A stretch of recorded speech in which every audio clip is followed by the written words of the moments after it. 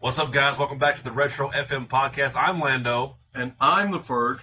Today we're here with country music singer and songwriter Kenna Elpers. Hello, everybody. How we doing? Kenna, welcome to the show and thanks for being on today. Thank you for having me. Seriously, I appreciate it. Absolutely. Well, it's absolutely our privilege and our pleasure. To start out, let me just start out running. Your song with Jagger Whittaker, Yeah. End of a Bottle. You've got over 12,000 views on YouTube on this. And talk about that song and that collaboration and how fun it was. Talk to us about that song. Yeah, so End of a Bottle, Jagger's one of my really close friends in Nashville. I met him like a year and a half ago. We were both working together at a content house. And really we were just talking about wanting to do a duet. And we ended up just going in with that mindset, like into the writer's room, and we wrote it with another buddy of ours. And it was one of those songs that we were able to write really fast. Like once we got the hook line, we started rolling with it. And then I eventually told him, I was like, I want to release it. Do you want to release it? So we went to the studio, we did it all together. And not only does it have, 12,000 on YouTube, but it's almost to 100,000 Spotify streams. Wow, that's really amazing. Yeah. Congratulations. Thank you. I'm really excited. It was one of my favorite. I think it's probably one of my favorite songs. It's so fun because I got to work with a close friend. Absolutely. Everyone, forgive us a little bit for the background. We're on location here. Give a shout out to the Grindstone Yes. here in We're in Eagleville, Eagleville? Tennessee. absolutely. So So when you think small town USA, this is it. Yeah. This is it. but you definitely want to visit this place when you get in the area. Kenna, speaking about that and speaking about music, speaking about your album, tell us about your upbringing and where you're from, how you got here in the Murfreesboro, Nashville area, because originally you weren't here, correct? Correct. So I'm originally born and raised in southern Indiana, a little small town called Cynthiana. I started doing music when I was a kid. I just loved it. I loved the way it made me feel. And so I was around 11. I took vocal lessons. I started doing that. And I started doing, talent shows here and there. And then that ended up, when I was 13, I ended up getting my first show opportunity. So I learned guitar. Like, I went to my guitar instructor and I was like, I have a show in a month. I need you to teach me everything you know. And like, in a month, and he was like, okay. So after that, I just started getting booked. And then I knew when I found out that I could do this for a full-time career, I decided that not only did I want to pursue it head on as an artist, but I wanted to also pursue it as like a career field. So I went in and I went to college at Middle Tennessee State. I just graduated in December. Congratulations. Thank you. I'm very happy. But I went there for music business, and ever since then I've just been playing shows and trying to learn more and more each day. That's amazing, and you kind of took my next question. So I'm glad you answered that. That's really amazing. So with that though, who were some of your musical influences, and who are some of your idols and your heroes in country music and in music in general? Yeah, I feel like it's that question. It changes. I mean, that answer changes constantly.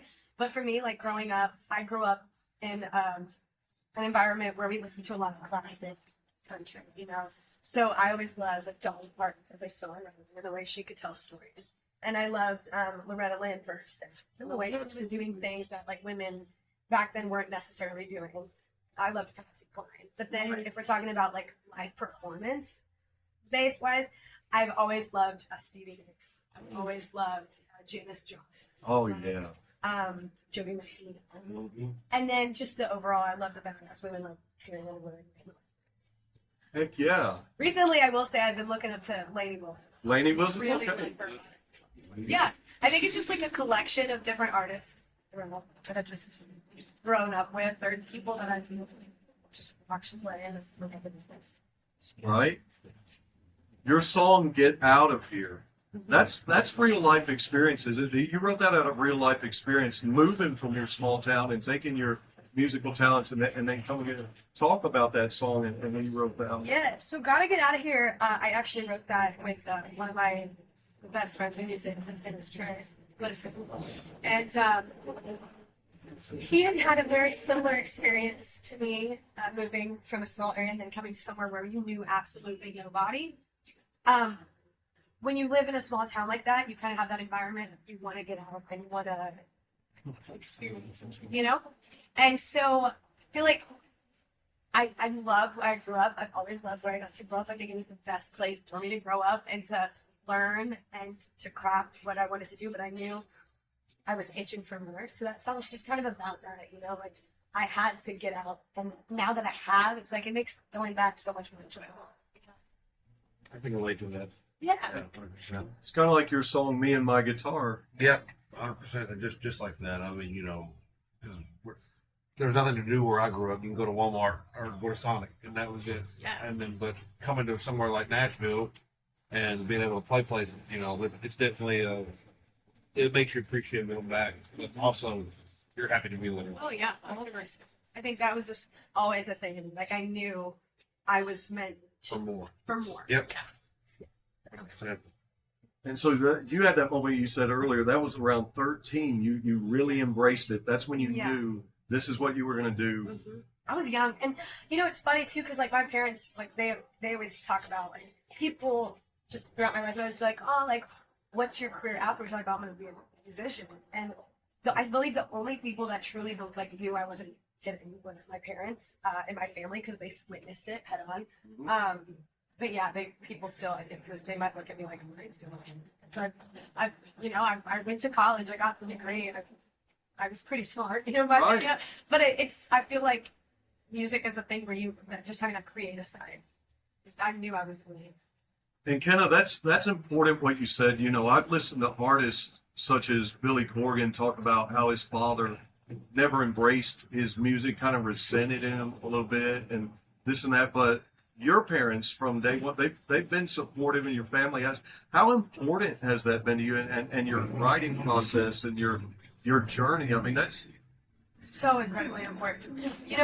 Like I have a lot of friends who have a similar thing where, they weren't lucky enough to have a supportive family. If I did not have that, I can guarantee I probably wouldn't be doing it, because this is a hard business, I'm sure you know as well, and it's very time consuming. It took up a lot of important parts of my life, like when you're in high school and you're having a prom. But I was in California working on music, or when it came to the little things, like whenever different people were going out doing different things, maybe that was more normal for a high school kid, and I was wanting to go play shows, and I needed that support system, especially when I moved here.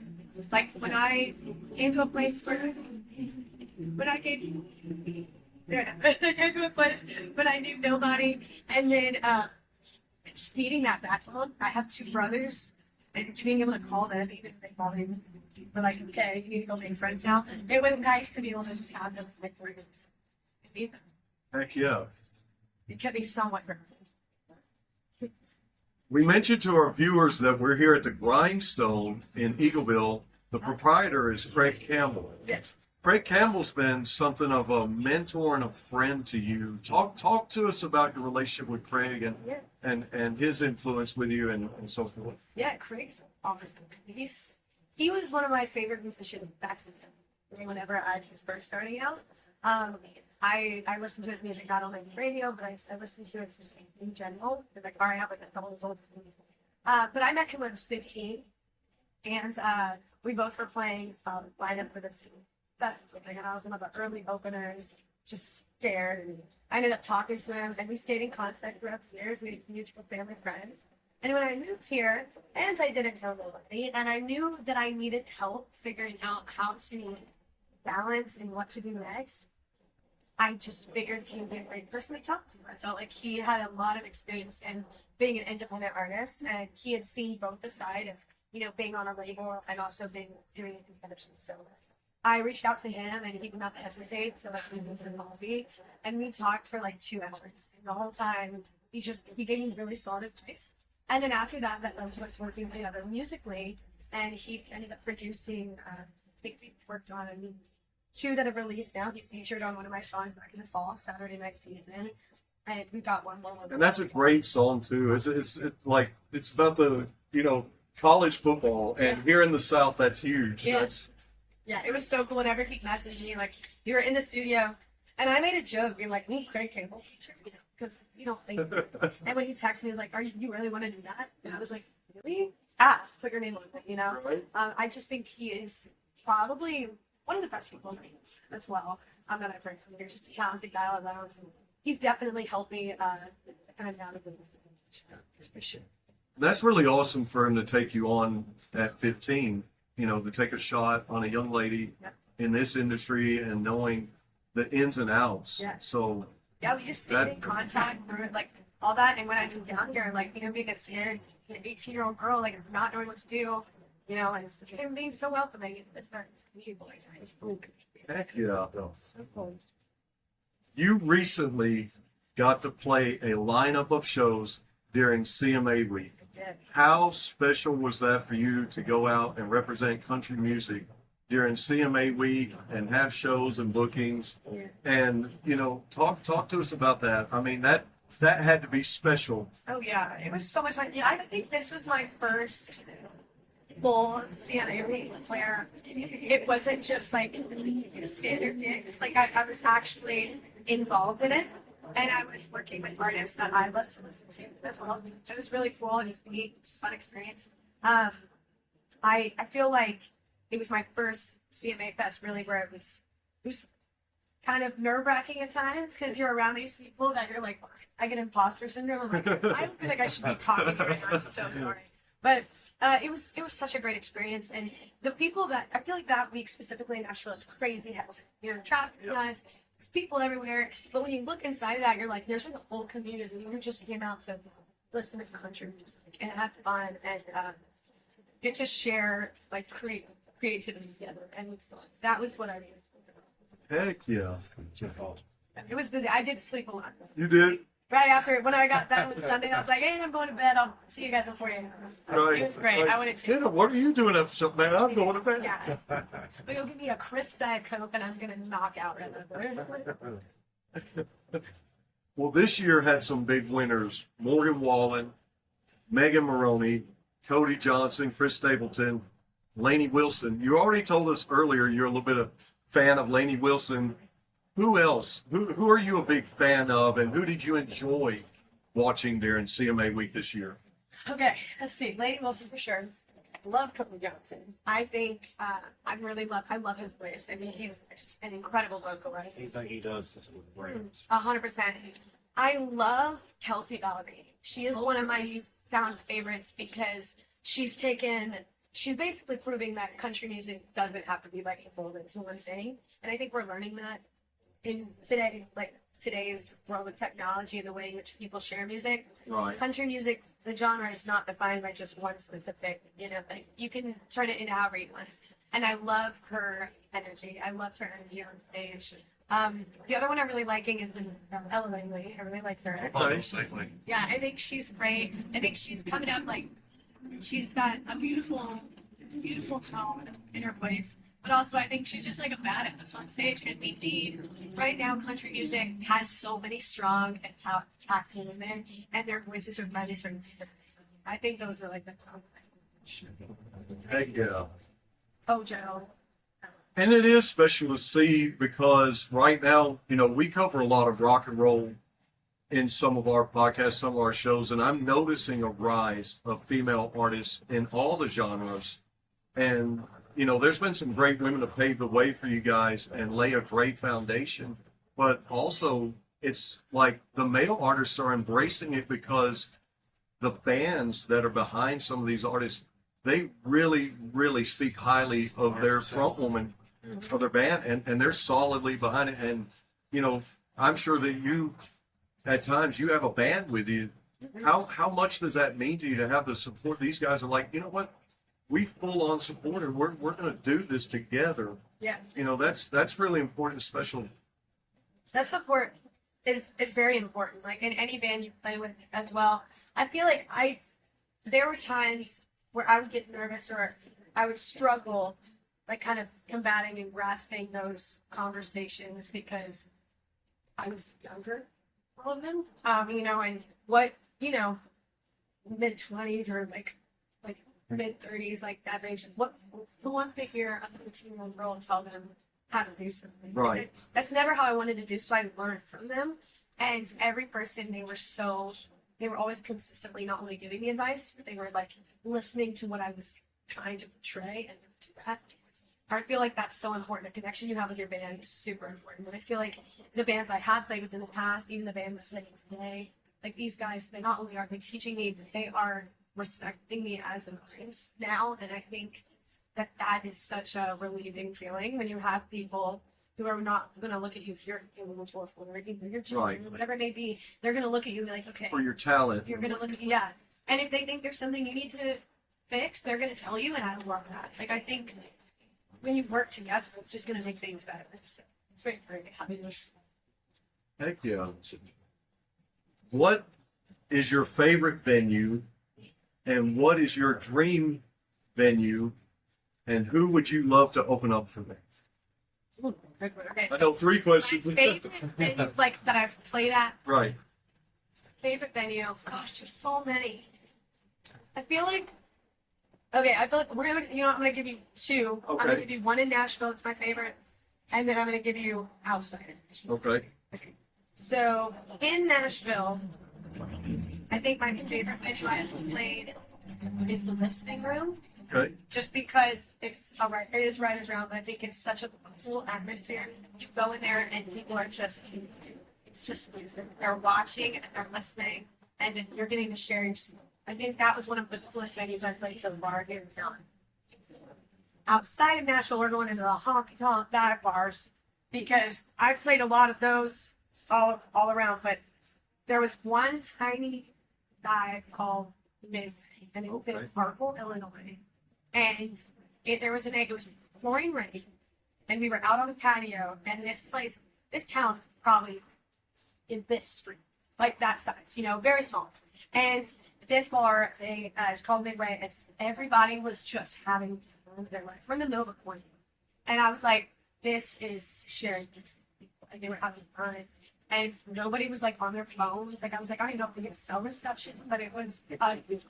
So I think that's probably one of my top venues that I played at just for the experience. I love a good The dive. audience involved in big It doesn't, because for me, it's like, it's never about the like size of the crowd or the venue. It's the people who are there. You know, if you're at fun 10 people, we're going to have a ton.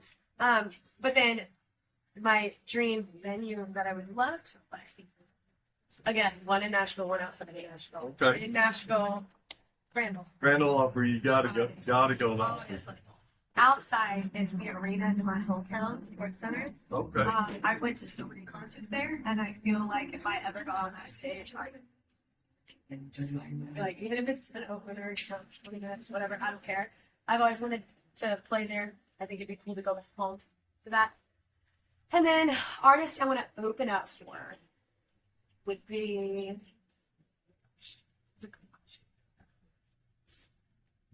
I love. There's so many. You're like so down.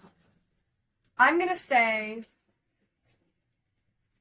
And you can say more than one. Yeah. You know, I think guess I'm I kind gonna of go put with- you on the no, spot. No, I think I'm gonna go with I'll give you 2. Okay, it'd either be Miranda Lambert, Awesome. because I think we would have a time, and Ashley McBride. Okay. I've seen her stuff, like her concerts. I really like Ashley. I would love really to. like her. Yeah, I would love to. Well, maybe Jelly Roll too. I know that's a random one, but I'm like, he's so cool. I would love to hang out with Jelly Roll. But If y'all happen to see this, Kenna Elpers, she wants to talk Right. for y'all. And Elpers, listen up. Ashley McBride's voice live is incredible, and she seems so down to earth. I think we would have a if we run or like 5 celebrities. Right. You know what? It's class, you know. How about this? Let me sing a song with you. Probably good. Yeah. She's just throwing that out there. Throwing that out So, there. you know, right? Just throwing that out there. Yeah, that's what I'm gonna say. Ashley McBride and Miranda Lambert are my songs. And then, you know, I do love Joey Hall. I think he'd be cool. One of my favorite songs that you've written, and I really love the play on words. Talk to me about the song "Whiskeyed Me Away." I love that song. Love the play on words. Thank you. Oh man, I wrote that song. I think I wrote that my freshman year of college. And I came up with the hook when I was driving back to Indiana for like a holiday or something. And I wrote it in my phone, and I was like, this might be weird for like an 18-year-old to sing about this, you know, like because and I was like, You're not supposed to know about whiskey. yeah, you're not gonna know about it, you know. So I'm like, this might be a little strange. So I wrote the hook down, and I didn't really do anything, but I wrote that song solely by myself. It was just, I had this idea of, I've always like been drawn to like people. I was watching movies. I've always been drawn to like different storytelling aspects of songwriting. And I was like, I feel like this could initially I wanted to write it as like a more like a love song kind of, you know, like up and this beat me away, like, you know, took me out, whatever. And I was like, no, I feel like this is giving more of a, I want to really cover like a harder topic. So I talked about like, I talked about addiction in it kind of a little bit. And I wanted that to be portrayed. So I wrote that song again. I waited like a year or two. I think I could turn 16. I waited till I was at least like 20, I think, to release it, because I was like, I need to be a little bit closer. Right. But then whenever we did like the music video for it and everything, like the couple that we had that did that with us. And that's a powerful, the visual images in that video are very powerful. Thank you. And I think they resonate. Thank you. It's funny because the couple that we had do that, they're just friends of mine from Indiana, and I made them let me acting shows. They don't know how to act, but they did so good, and it was great because they're like a real life couple. So I feel like they were comfortable with each other already, and chemistry was there. And I just told them, I was like, yell at each other, you know, and they did it. Or like, you know, they had so much fun. We had so much fun recording that, and they really told the story really well. I think that's one of my probably top songs. Just because it was like back in the day. It could probably be better, but it was still fun. Speaking of that, what are some of your favorite songs to perform when you're performing live? What are the songs that you think are fun to perform out of your catalog? Out of my catalog. The songs that you love performing. I really like, out of my songs specifically, I feel like I really love playing, recently I've loved to play Mine Like Mine. Because that one's just such a honky tonk beat. Like, I feel like you can get into it. It's very easy to like time with it. And then the other one that I have loved playing is also my song Head Out Heart. Okay. Because we do something a little bit differently at the end whenever we play that song, and we've added a little bit more of a groove, and we can really rock out to it when you want to. I feel like whenever I play live, I don't want the songs that I've played to sound exactly like the record. I want them to be big, you know, and I want them to have more power. So that's one I've really enjoyed playing. But then, of course, I love doing the bottle and around the jacket. That's a blast. We love that. But yeah, I think mine might be kind of a hard one too. What are some covers you like doing? Covers, I love doing Here for the Party by Gretchen Wilson. I feel like no matter who you're with, they're good for that song too. I love singing Zombie by the Cranberries. Oh, yeah. We do something a little different with that one too. Kind of rock it up a little bit more. Because it's such a powerful song anyway, because like the lyrics are so hard to like, they're so deep, but people still love that song. They get into it. And then my other one right now is probably like, I've given you a country, rock, pop. I've loved singing things. I've been doing that as a time. The girliest going nuts for me. But again, we do something weird. I feel like cover wise, that's like if I pick one from each genre. Sure. Yeah. Bravo. Ping Pong Club's about it. There it is. It is. Yeah, the girlies and the guys, they will all get into it. Well, Kenna, I've seen you at shows, and it seems like we might pause for everyone. We can edit this one We out. can edit this out.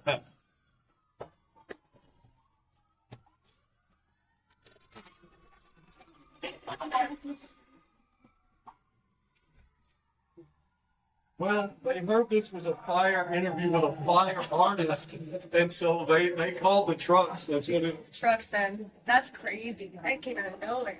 That's funny. Kenna, you seem to have a great interaction with your fan base at some of your shows, especially the young fans and sometimes the young ladies. Do they come up and talk to you after the shows about you inspiring them? And on the flip side, do they inspire you? Oh, 100%. I think the older I've gotten, like when I've grown up and I see these young girls, it just reminds me, I see so much of myself in them. A prime example is like the other day at a show, this little girl, she couldn't get into the bar we were playing, so she stood outside with her family for like an hour and just kind of going over there talking to her and hearing like then her mom telling me a story about her and like what she's gone through at such a young age, and like hearing her her love for music. You know, it reminds me a lot of myself. When I have young women specifically who reach out to me and tell me they want to sing or if they have questions, I'm always going to answer, because when I was that age, I always wanted somebody to do that for me. And there were some people who did it, but I feel like I'm very big on like female empowerment. I'm very big on like little girls. You can be anything, you know, if you just put your mind to it. And so when I see little girls who look up to me for some reason, I'm like, yes, babe, you can do this. Like, you just have to try. And then it definitely inspires me, because when I have love it. Whenever I have like these interactions, it then makes me feel like, okay, now I need to learn, because I'm preaching. I practice what I preach, you know? And so I think there's I love being a woman, and I love girlhood, and I love the way that we can interact with one another. And I see the excitement in these young kids' eyes, and it's so inspiring at the end of the day, because I was there. Right. I was very vibrant in that. Right. And I know I've met a few young girls, like I've known them since they were 8, and I see them now going to pick up a guitar or hitting a drum, and people are like, "Yeah, thanks to you, like she loves music now." And I'm like, I can tell they're gonna do great because they love it. I see that passion. Because it's a passion. It's a passion. Yeah, and you have to be passionate. Whatever it may be, you have that passion. Because it will work. And while I can't resonate with that as an artist myself personally, I do resonate with your message, because, you know, my grandmother was one of my heroes, and one of the strongest women that I knew, the things she went through in her generation. So, you know, I love that you said that. I love that that was part of your answer. But speaking of fans, speaking of young fans, Kenna, tell everybody, basic camera, tell everybody, where can they find and stream, download your music, your content? Where can they find all that? And then talk to us about anything that's exciting that you got coming up next. Yeah, of That, course. you know, we want to tell the world. So you tell everybody, you know, where they can find you and what you got going on. Yeah. So if you have social media, you can follow me on Instagram, Facebook, TikTok, all that's Kenna Elpers Music.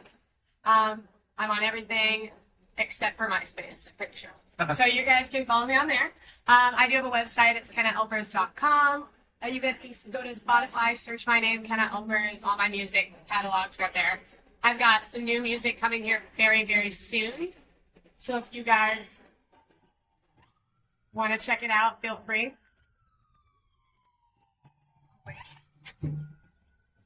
Thank you. Yeah, I've got new music coming out here very, very soon, if you guys want to check it out. And then I've got a lot of fun stuff coming up. I'm very excited. I'm getting to open up for Ashley Cook. Heck yeah. She's an artist that I really like, and I've really heard her music as well. I'm going to be opening up for Josh Turner in the fall. So Nice. I'm really excited about that one. I'm doing it at Amphitheater. It's going to be a lot of fun. Like I said, new music on the way. It's just going to be playing and working hard and just trying to, you know, get that next step. I'm Right. excited. Yeah. Absolutely. Kenna, despite the background noise and everything, we've had to fight through this, but I just personally wanted to thank you for coming out and doing this with us. Absolutely. You know, Of course. we really appreciate it, and it means so much to us that you would come and do this, share your time. Time's valuable. So Of course. Thank you guys for asking me. Seriously. Yeah, absolutely. Anytime. Guys, follow Kenna on all her social media. Be sure to keep up with her music. I've been Lando. I've been the Ferg, and this has is been Kenna. the lovely, wonderful, talented Kenna Elpers. Thank you guys. Thanks, so Thank much. you so Thanks much. for watching, guys. We'll edit the